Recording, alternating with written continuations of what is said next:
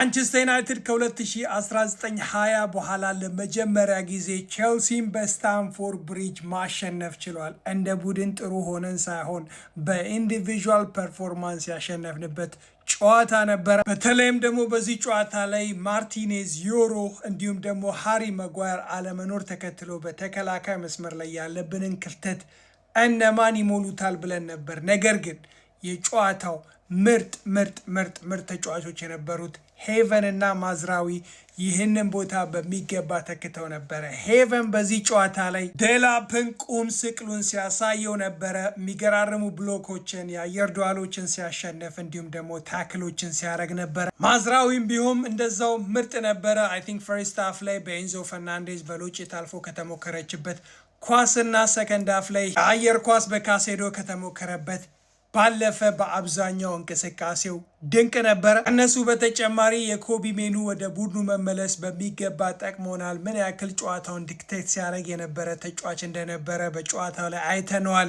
የሚገራርሙ ፓሶችን፣ ታክሎችን እንዲሁም ደግሞ የቦል ሪከቨሪ ሲያደርግ ነበረ። ኦፍኮርስ ጨዋታውን እንድናሸንፍ ስላረጉንም ሁለት ተጫዋቾች ማውራት አለብን። ብሩኖ ፈርናንዴዝ የምትገርም አሲስት በዚህ መልኩ ጋናቾን ገፈታትሮ ለማቴስ ኩኛም በዚህ መልኩ የሚገርም አጨራረስ ለዚች ጎል አይ ቲንክ ከማቴስ ኩኛና ከብሩኖ ፈርናንዴዝ በተጨማሪ ቤንጃሚን ሴስኮ ተከላካዮቹን ድራግ በማድረግ ደረጃ ትልቅ እንቅስቃሴ አድርጓል። ከድሉ በተጨማሪ ለዩናይትድ ደጋፊዎች እኔን ጨምሮ ቦነስ የነበረው የብሩኖ ፈርናንዴዝ የፕሪሚየር ሊጉ 18ኛ አሲስቱን ዛሬ ማስመዝገቡ ነበረ። ሌላ ቦነስም ከፈለጋችሁ የጋርናቾ ፐርፎርማንስ ነበረ።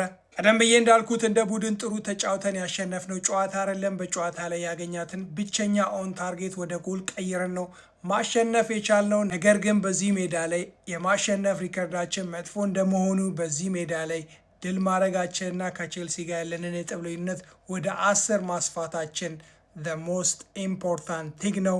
Come on United!